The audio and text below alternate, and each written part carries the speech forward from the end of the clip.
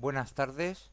Vamos a rehacer el artículo de la gran batalla de Pavía porque se había hecho un poco pesado. Entonces, pertenece a la guerra con Francia, Navarra y Escocia de 1521 a 1526. Empieza en 1521 con Pamplona, luego en junio de 1521 la batalla de Noaín en Navarra con 5.000 muertos franceses o navarros frente a 300 muertos españoles. Aquí la superioridad numérica española fue muy grande. Hay un monumento allí en Noaín a la batalla. En noviembre de 1521 la toma de Tournai, que va a pertenecer a partir de ese momento a los Países Bajos españoles o futura Bélgica, ya para siempre. Abril de 1522 la batalla de Bicoca, con 3.000 muertos suizos en un asalto bravo contra un solo muerto de los imperiales, o español posiblemente, que dicen que fue de una coz de una mula, el único muerto español o imperial en la batalla de Bicoca de una coz de una mula. Entonces doble burrada, la de los suizos y la de los españoles. Hay quien dice que esta ha sido la batalla más fácil de ganar de la historia. Seguimos en mayo de 1522, toma y saqueo por parte de los imperiales de Génova. 30 de abril de 1524, la batalla de Sesia, que pertenece a la última parte, que es del 23, otoño-invierno del 23 al 24, que hay varios hechos. Finaliza este del 24 en Sesia y dice de esta campaña el emperador: se había obtenido en este 23-24 la victoria más completa, sin pérdida de vidas en nuestro ejército, sin haber luchado una batalla.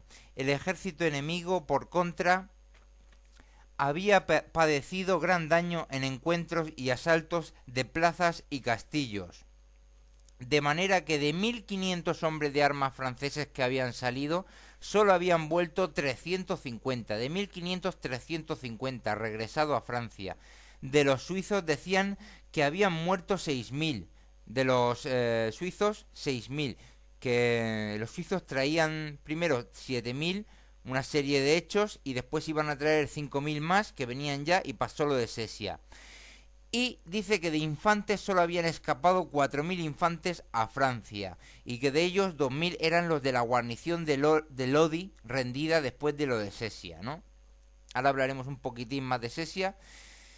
En esta campaña de otoño del 23 a la culminación de Sesia en el 24 destaca la toma por los imperiales de Robeco, con una encamisada de 3.000 españoles nocturna, donde hacen miles de acémilas prisioneras y cogen muchas banderas al enemigo, sin saber los prisioneros de la guarnición de Robeco. Luego Vinasco también, Sartirana, Garlasco, Vercelli por los venecianos y Villagrasa, donde pasaron a cuchillo a la guarnición. Esto como victorias o conquistas en esta pequeña campaña, subcampaña de la guerra del 21 al 26. Y después de lo de Sesia, Lodi, que va a ser importante para lo de Pavía, y Alessandria, también por ahí cerca, ¿no? Y bueno, vamos a entrar un poco más de detalle. Ya después de retroceder del milanesado, cruzando el Tesino hacia el oeste, el almirante de Francia Bonibet invernó con su tropa en cuarteles, licenciando parte de la infantería para ahorrar dinero, pensando que no sería atacado por lo avanzado del invierno. Pero los imperiales, con Fernando de Ávalos, marqués de Pescara, y también el virrey de Nápoles Carlos de Lannoy y Carlos de Montpensier, duque de Borbón y condestable de Francia, que había desertado de las tropas francesas al lado imperial por diversas disputas y agravios que tuvo, en relación con su herencia también, a pesar de haber sido nombrado condestable de Francia por Francisco I por sus servicios como uno de los caballeros más poderosos y renombrados de Francia, ¿no? Los imperiales cruzan también el Tesino e intentaron rodear a Bonibet para cortarle la retirada. Bonibet trata de engañar a los imperiales, se retira, pero es alcanzado por los imperiales en Romagnano, cerca del puente sobre el río Sesia, abril de 1524. El propio almirante, con un cuerpo de gendarmería, cubrió la retirada de sus fuerzas. Fue gravemente herido y evacuado del choque. Los imperiales cargan y vencen la resistencia, cayendo muerto en esta acción nada menos que Pierre du Terrel, Pedro Bayardo, famoso caballero francés que ya estuvo en 1502-3 contra el Gran Capitán. El resto de fuerzas francesas llegó a Sur, donde se juntó con otras fuerzas, entre ellas al parecer los nuevos suizos que venían. Entonces Carlos V manda al marqués de Pescara y al Borbón por los Alpes y Var a la Provenza con 18.000 hombres, ocupando varias ciudades provenzales recién ocupadas por Francia, y se encaminaron a Marsella, que sitiaron el 7 de agosto de 1524. Francisco I, viendo la situación, devastó toda la comarca contigua a Marsella, puso una guarnición e hizo construir un segundo muro alrededor, en el que trabajaron todos los habitantes, y dicen que unos 9.000 tomaron armas. Una flota española que trataba de sitiar por mar fue dispersada por Andrea Doria, almirante genovés al servicio de Francia en este momento. Francisco I reunió un ejército en Aviñón y se dirigió a Marsella. A los 40 días se levantó el asedio y se retiraron los imperiales a Génova. Francisco I después partirá de Lyon con 25.000 infantes y 5.000 jinetes. Aunque esto que estamos narrando viene de Martín Sapia, pero en el blog de los Tercios de Flandes hablan de que la fuerza expedicionaria francesa era 2.400 lanzas, 5.750 caballeros ligeros y 25.510 infantes y 4.000 aventureros franceses más, ¿no? De varias nacionalidades todos, franceses, italianos, albaneses, suizos, lansquenetes, en total unos 37.000, 38.000, frente a la versión de Sapia que dice unos 30.000. Entonces partirá de Lyon con artillería, cruza los Alpes por Mont-Cenis y el 25 cruza a los Alpes el 25 del 10 del 24 y en 11 días se plantó en Milán, la vanguardia de Tremouille. Y al mismo tiempo evacuaron los imperiales Milán, con 16.000 hombres. Retroceden a la línea del Adda, del río Adda, con 2 Ds, apoyándose en las plazas de Lodi y Cremona, dejando solamente unos pocos soldados con el duque Francisco Sforza en la ciudadela de Milán, pero dejando a 6.000 españoles y alemanes, 1.000 españoles o algo más, y unos 4.000 o 5.000 alemanes, con Antonio de Leiva en la plaza fuerte de Pavía. Cuando Pescara abandonó Milán camino de Lodi, sabe que vanguardias francesas le siguen. Así decide preparar una emboscada con los capitanes Quesada y Ripalda y 500 arcabuceros emboscados, que a media altura de la caballería gala disparan, 200 muertos enemigos y el resto se retira. Francisco I dejó a la Tremouille contra la ciudadela de Milán y se dirigió a Pavía. También mandó a una parte hacia Génova para ver de tomarla, y unos 500 hombres de armas y 6.000 infantes con el duque de Albany a atacar el reino de Nápoles, ¿no? Porque hay que tener en cuenta que el que está defendiendo el milanesado es el virrey de Nápoles, Lannoy, que a pesar de que hace una divergencia hacia su reino de Nápoles, emplea sus rentas en pagar a sus soldados para sostener el milanesado. Fernando de Ávalos pidió a los españoles que lucharan sin paga, a lo que accedieron, y Borbón llegó a empeñar sus riquezas para contratar a 12.000 lasquenetes alemanes a los que fue a buscar. El 28 de octubre de 1524 empezó el sitio de Pavía en la orilla del Tesino, en su unión con el río Po, a 34 kilómetros de Milán y a 24 kilómetros de Lodi. El Tesino estaba protegido por el sur por el Tesino protegía por el sur a Pavía, el río Tesino, y por el norte-noreste, fuera del recinto de Pavía, está una llanura ondulada, un parque de caza privado de los duques de Milán, llamado Barco, que es un parque que da directamente del castillo visconteo de Pavía, tiene su propia entrada al parque, que es un parque cerrado de caza para los del palacio. Está cercado por un grueso y elevado muro, y dentro hay arboledas, acequias, colinillas.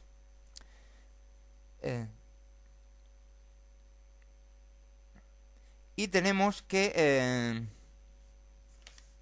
al oeste de Pavía, del recinto de Pavía, tenemos las posiciones de San Franco y San Salvador, y al este las de San Lázaro, San Paolo y más allá San Alessio.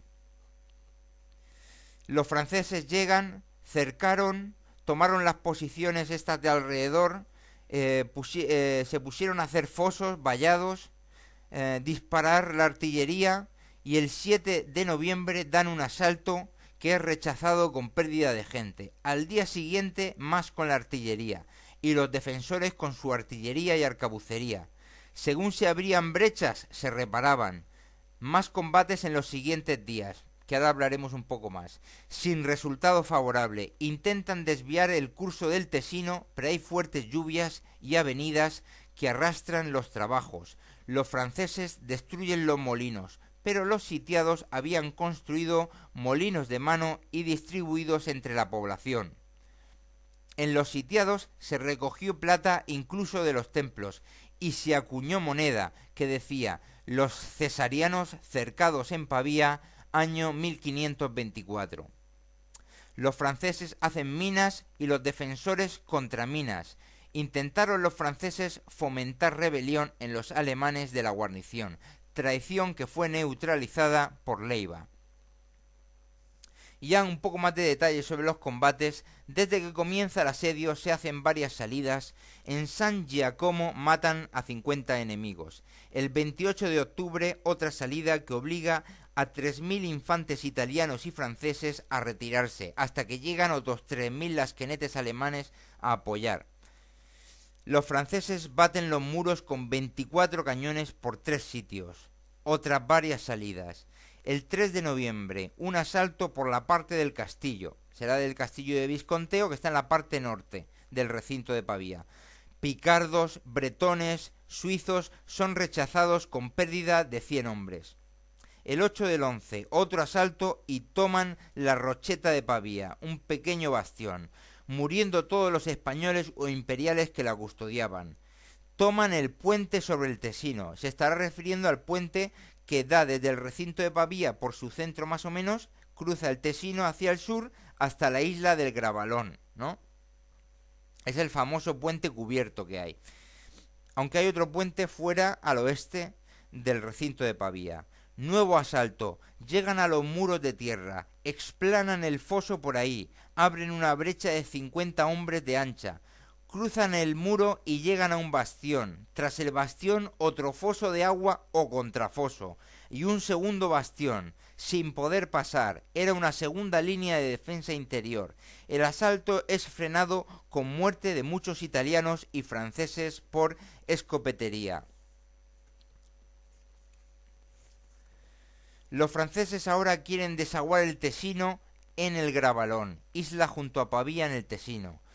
Con 2.000 gastadores van a construir un canal y también sitúan baterías a tipo caballero para disparar desde más alto al interior de la villa.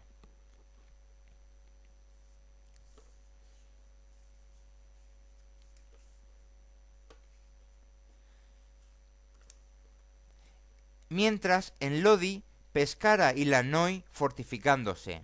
Se citó a la gente en el castillo de Lodi por la noche, unos 2.000 españoles, que se pusieron sus camisas blancas sobre la ropa y salieron por un portillo auxiliar estrecho que daba al campo, mientras Ávalos les decía que en Italia había 3 reyes que despojar, el de Francia, Navarra y Escocia.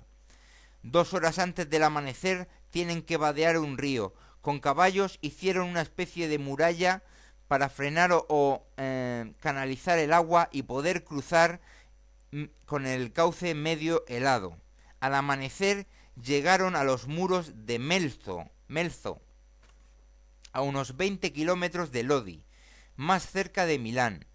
En silencio cruzan el foso con el agua al pecho, y trepando a la muralla, usando las picas o un entramado con las picas, haciendo escalera con las picas, una vez entrados los primeros, abrieron la puerta y entraron los demás. Los franceses fueron cogidos, muriendo pocos, pero todos prisioneros, y se volvieron a Lodi con los despojos, el botín, caballos y prisioneros, 200 hombres de armas y 200 infantes, a los cuales se liberó pronto para tener un buen gesto con los franceses, llamando a su ejemplo.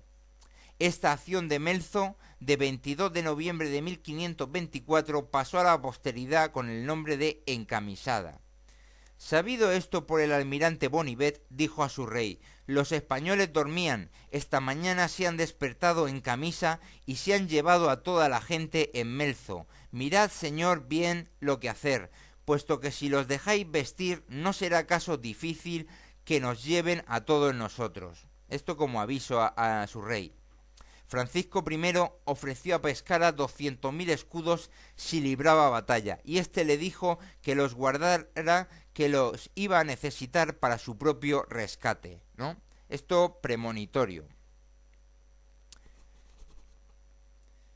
Los franceses esperan más refuerzos de suizos y grisones. Giovanni de Medici concierta con Francisco I y con 50 hombres de armas, 200 caballeros ligeros y 2.000 infantes se une al asedio. El 19 de noviembre, lluvia que paraliza los trabajos de trincheras, minado y construcción de caballeros. Falta pólvora y municiones en los sitiados y separan sus cañones, en los sitiadores, y separan sus cañones. El 23 de noviembre el Tesino se desborda por las lluvias, ahogándose infantes y gastadores. 400 alemanes de la plaza desertan de Pavía. A finales de noviembre están a tiro de ballesta. Quieren llegar a pie de muro y socavar los cimientos. El 1 de diciembre toman un bastión de la muralla de Pavía sobre el Tesino. El 4 de diciembre han arruinado con Zapa la Porta Palacese. Los imperiales se retiran a un bastión interior. Se contramina una mina francesa con 15 muertos franceses dentro. Otra entrada de agua inesperada ahoga a más gastadores franceses, o del bando francés. La doble línea de defensa, con reparos hechos de botas, tinajas, cestones, gaviones, maderos, tierra, funciona. Una compañía de alemanes y otra de españoles hacen una salida matando a 100 o 200 enemigos, toman una bandera y clavan varias piezas de artillería. A mediados de diciembre, Medici recoge un cargamento de pólvora que le entrega el duque de Ferrara para pasarlo a campo francés, que llega el 24 de diciembre. A primeros de enero, el Tesino está prácticamente trasvasado al Gravalón. Se puede cruzar a pie. El 10-11 de enero llega Borbón a Lodi, con 2.000 lasquenetes, más otros 6.000 que ya habían llegado a Lodi anteriormente, y 4.000 que ya vienen en camino, así unos 12.000, y así a mediados de mes los imperiales se mueven para socorrer Pavía. Los infantes españoles llevan 8 meses sin cobrar. El 23 de enero sale de Lodi el grueso del ejército con 18 piezas, de las cuales 7 se empantanan en la zona cercana a Lodi y se quedan allí. Llevan barcas en carros para hacer puente de barcas. Cruzan el río Ada con un puente de barcas. 10.000, 12.000 lasquenetes, 4.000, 5.000 o 6.000 españoles, 3.000 italianos, e incluso es probable que 800 hombres de armas y 1.500 caballeros ligeros, ¿no? Martín Sapia dice que 6.000 españoles y 700 lanzas con Borbón, y dice que 4 piezas de bronce y 2 bombardas de hierro, que es una artillería prácticamente ridícula comparado con la cantidad que llevan los franceses. Tras cruzar el Lambro, se apoderan por la fuerza de Sant'Angelo, plaza fuerte que tenía 400 infantes y 350 caballeros ligeros. Tienen que abrir brecha, con Pescara asaltando la brecha de los primeros. Es hecha presa la guarnición el 29 de enero tras apenas 10 disparos de artillería.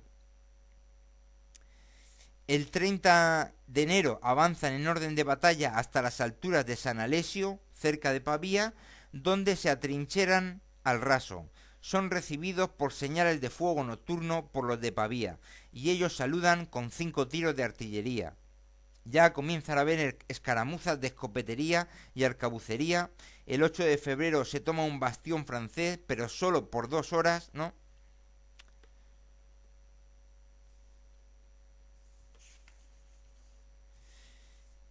Vamos a hablar un poquito más de detalle. Los franceses han decidido, ante la llegada de los imperiales, han decidido atrincherarse también, esperando que los imperiales se vayan por la falta de recursos o la falta de pagas. Y cometen un error, ya veremos, que es contraer a la mayoría de su ejército dentro del parque, del coto de caza, privado, del castillo visconteo de Pavía. Y, aparte de meterse dentro del parque, guarnecen puntos importantes en los alrededores. San Salvador y San Franco en el oeste del recinto de Pavía, y San Lázaro y San Paolo en el este.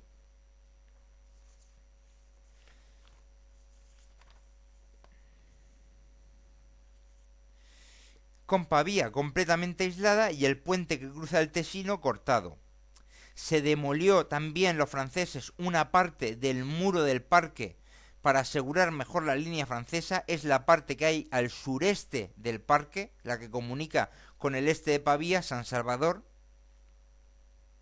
Esa parte sureste es la que comunica con la carretera a Milán y a Lodi. Los imperiales aseguran San Alessio y Belgivioso, para su línea de retirada, y también porque esa zona se cierra la zona este que hay al este de las posiciones francesas San Lázaro y San Paolo, que están al este del recinto de Pavía. Entonces, por ahí tiene una especie de cierre desde lo que es cerca del recinto del parque, la punta, el extremo noreste, se tira hacia el sureste y se llega hasta el río. Y ahí se cierra con San Alessio y Belgivioso. Atacan varias veces a San Lázaro, a San Paolo, toda esa línea, ¿no? Por la noche, encamisadas, rebatos, alarmas, falsos ataques, para no dejar descansar a los franceses. Varias salidas de los de Pavía efectivas que aumentaron la moral. También un destacamento francés mandado a sorprender Cremona quedó preso de Sforza, y un refuerzo que llegaba de Francia fue destruido por la guarnición de Alessandría.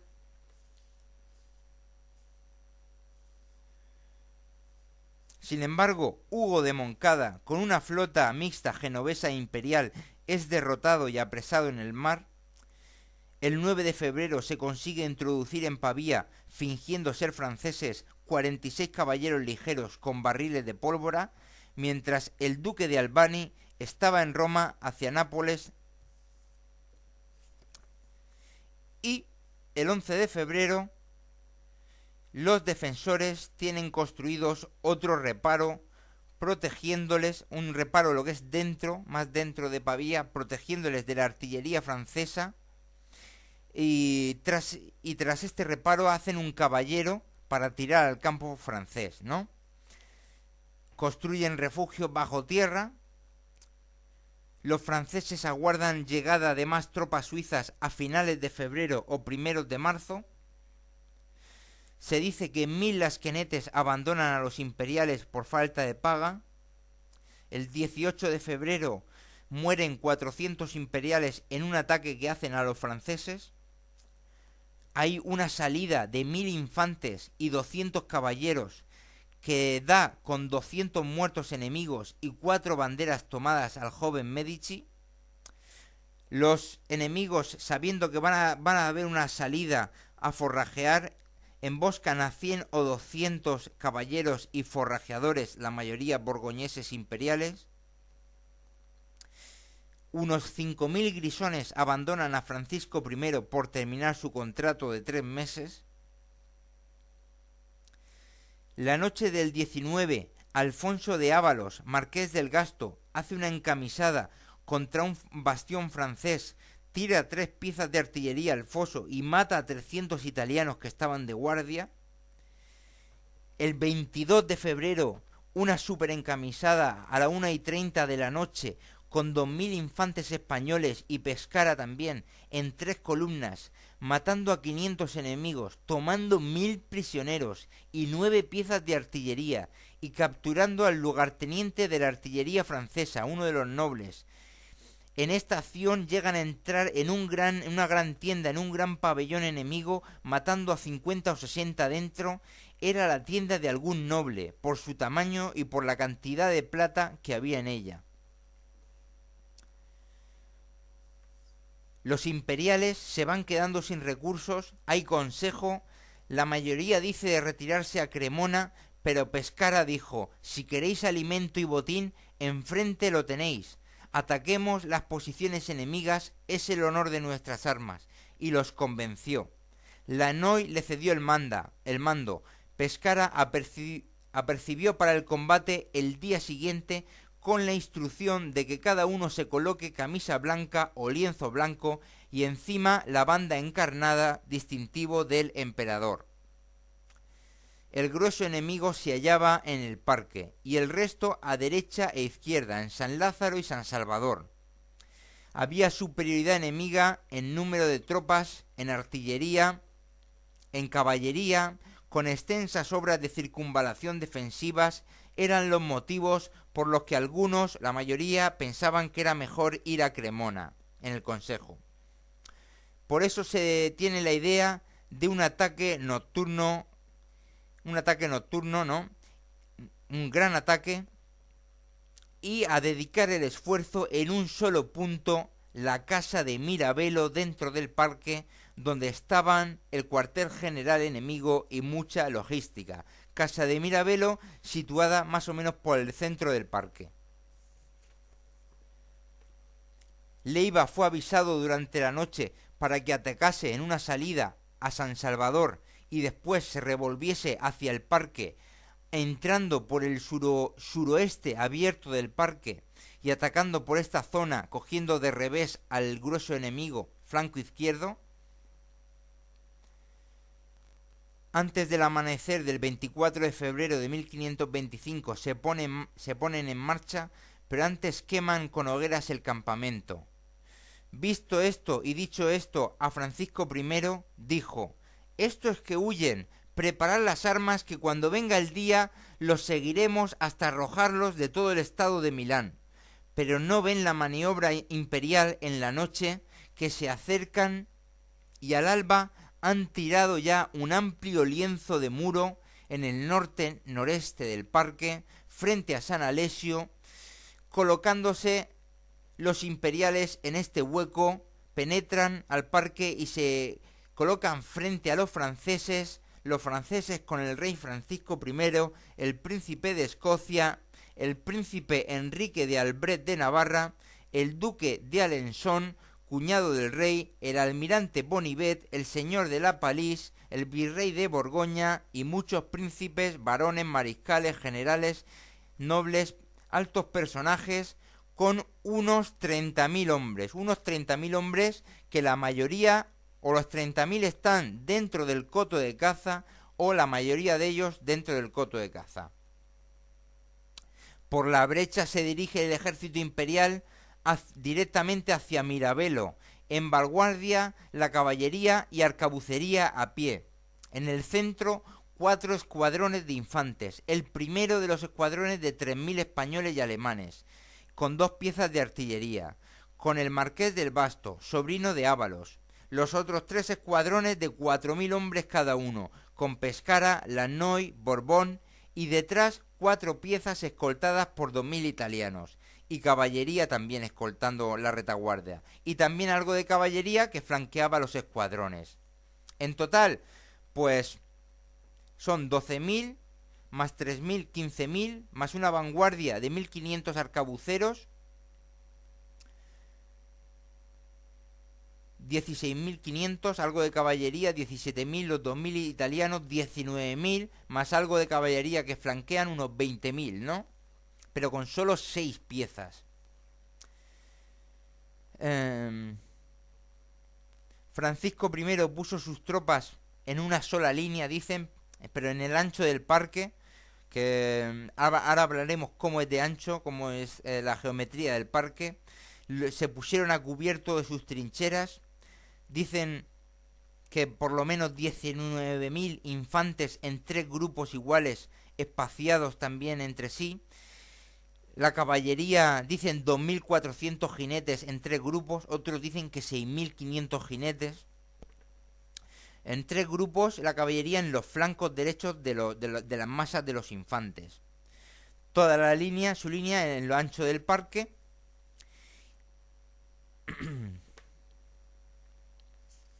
Como hemos dicho, en la parte izquierda del muro abierta, la izquierda suroeste, en un lienzo. La dirección de penetración imperial fue en diagonal, desde el norte o noreste, hacia la zona donde está el castillo Mirabello en el centro, y después hacia el ala izquierda francesa, concentrándose ahí la vanguardia por un flanco, el primer escuadrón también frontalmente hacia el flanco izquierdo francés.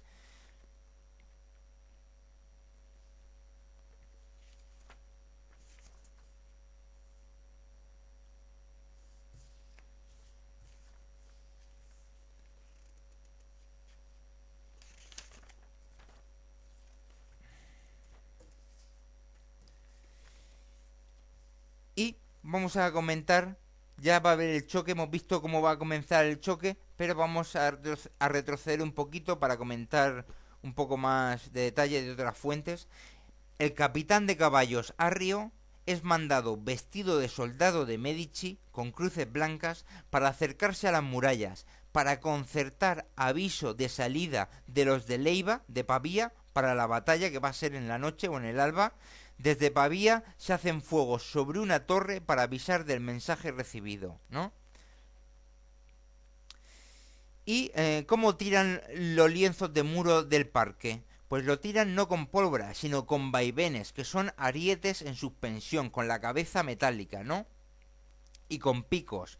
2 compañías de piqueros y arcabuceros rompen el muro de ladrillo cocido y cal, de altura de una pica de alto, que era el coto de caza, que rodea todo el barco, que es un gran parque de caza que los duques de Milán tenían alrededor de la ciudad de Pavía. Eso con acceso exclusivo de su palacio. Se llama el Parco Visconteo. Y el Parco Visconteo, pues, en su parte sur es colindante aproximadamente 1 kilómetro más o menos con la ciudad de Pavía, con acceso directo desde el palacio, y desde ahí sale un lado del parque, más o menos un poco noroeste, que una muralla de 4 kilómetros, y sale por el este hacia el noreste otra muralla de otros 4 kilómetros, ¿no? Y después en el norte otra muralla de otros 6 kilómetros que unen las dos aristas de estos 4 kilómetros. O sea, es bastante grande.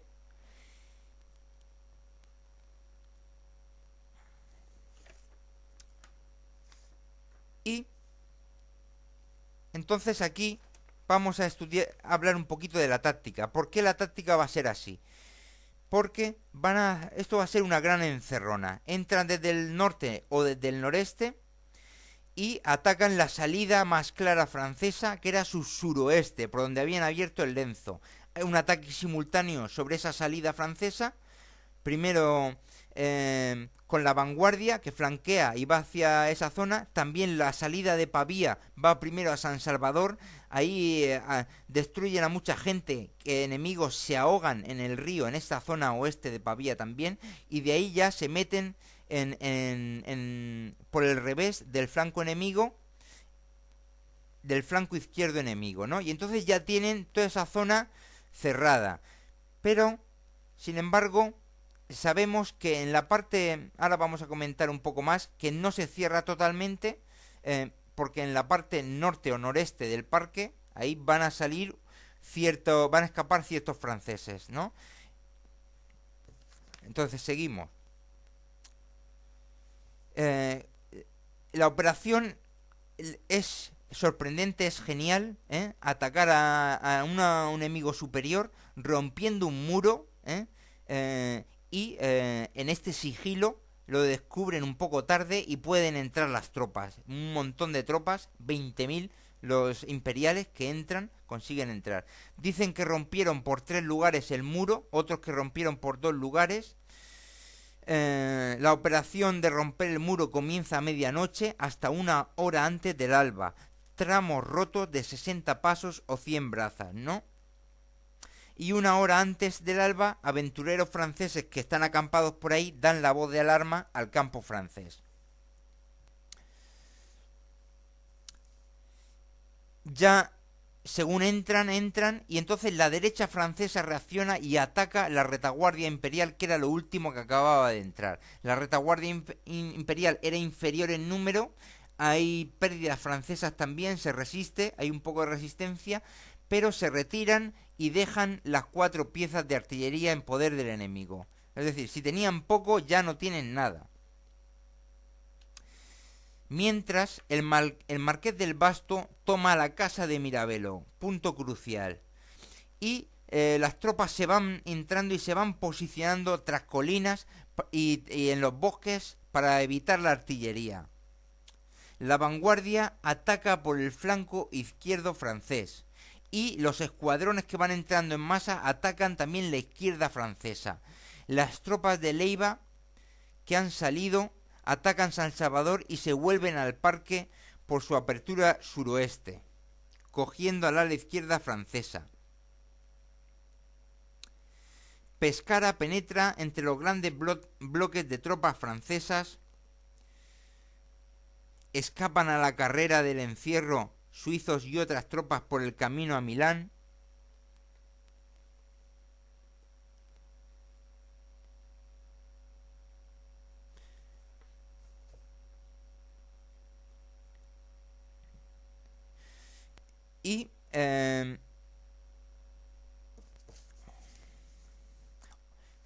Y también por San Franco escapan algunos o se ahogan en el río Tesino. Esto en la parte oeste de Pavía, ¿no?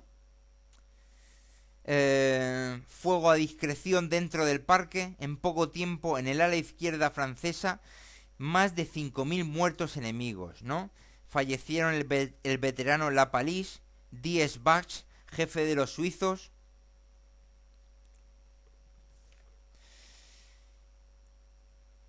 Y ahora el centro y la derecha francesa fueron encerrados contra el muro sur del parque y el muro este del parque. Y salvo la zona de la derecha francesa que había atacado la retaguardia, que al parecer por ahí también pueden escapar, pero solo unos cuantos de la derecha francesa. Así escaparon parte del ala derecha hasta que se cortó la retirada por ahí también, ¿no? Es que hay distintas versiones, ¿no? Hay quien sigue las fuentes francesas y dicen que escaparon bastante gente del flanco derecho francés. Otros dicen que no, que Alençon aguantó con su artillería hasta que fueron atacados ya por la masa imperial, que entonces se retiraron con Alençon unos cuantos escuadrones de caballería hacia el norte del parque, hasta que fue cerrado también esa salida.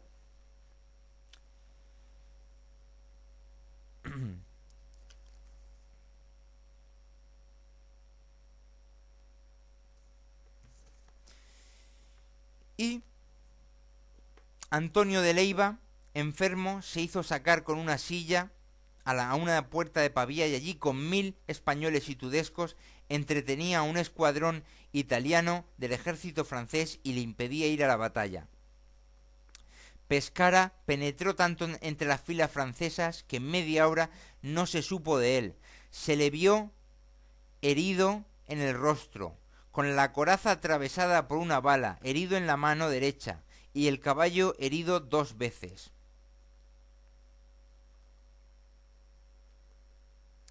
En el centro fueron cayendo caballeros de la Tremouille, Bonivet el almirante, alrededor del rey. Alençon en la derecha, como decimos, tomó la huida llevándose consigo mucha gente, o unos pocos escuadrones, ¿no?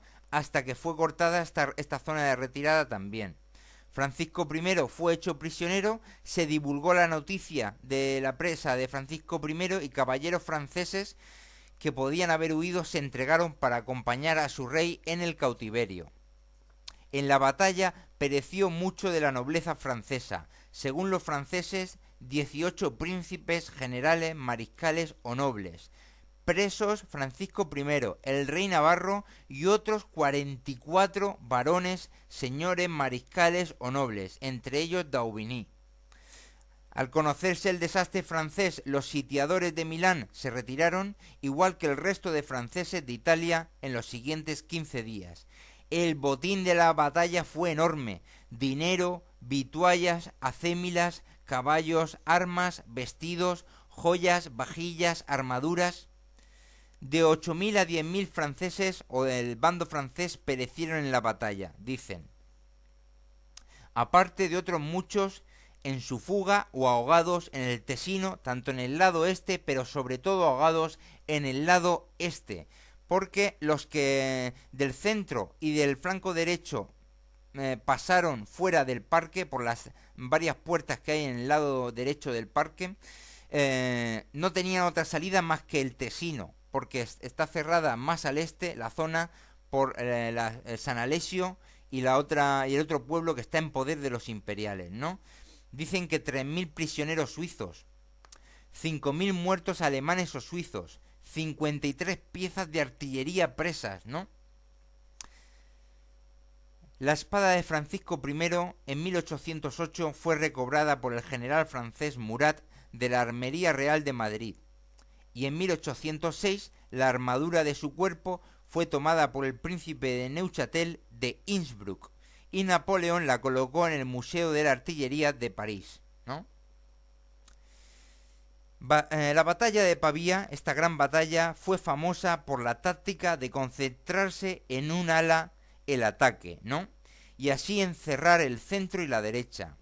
Fue un llamado ataque en orden oblicuo, ¿no? También fue muy famosa por un combate en tiradores, o fuego a discreción, o fuego en orden de guerrilla. Dice Brantón de la batalla: 1.500 arcabuceros españoles, enseñados a extenderse en todo el campo, por escuadras, contra todo orden de guerra y ordenanza de batalla, hacer giros y dar vueltas de un lado a otro con gran celeridad, dieron tan buena cuenta de los gendarmes franceses, perdiéronles enteramente, porque reunidos en un grueso eran batidos por tan pocos pero excelentes arcabuceros, de tal modo nunca antes empleado que en la batalla de Pavía, ¿no? Según Clonard, dice: casi todo el honor de la jornada se debe a los arcabuceros españoles, conmovieron a la caballería francesa, marcharon contra la artillería, mataron uno a uno a los artilleros e inutilizaron todas las piezas, ¿no? Bajas imperiales, dicen que 700 muertos. Y vamos a decir, aquí hay varias genialidades, ¿no? Primero es atreverse, tirar un muro en la oscuridad, en un movimiento nocturno, de trasvasar 20.000 o más de 20.000 dentro del coto de caza, y miles de arcabuceros, pero con nada de artillería, porque resulta que las 2 piezas que pusieron allí en la casa de Mirabelo solo hicieron un tiro, y las bajas francesas del bando francés pues pueden ser enormes, ¿no? No se sabe exactamente porque se escaparon los que estaban al oeste fuera del recinto de Pavía, de San Salvador unos cuantos y de San Franco, y se escaparon también del flanco derecho francés unos cuantos con Alençon, o antes o muchos del flanco derecho o solo unos cuantos finalmente, ¿no? Entonces, y hay que tener en cuenta que los que estaban fuera del recinto de Pavía, en el lado este, enemigos, esos también fueron o presos o muertos, porque estaban encerrados, ¿eh? Entonces es una victoria tremenda, ¿no? Como no sabemos los supervivientes, los que volvieron a Francia, pero pueden ser las bajas enormes, ¿no? Entonces es una batalla impresionante.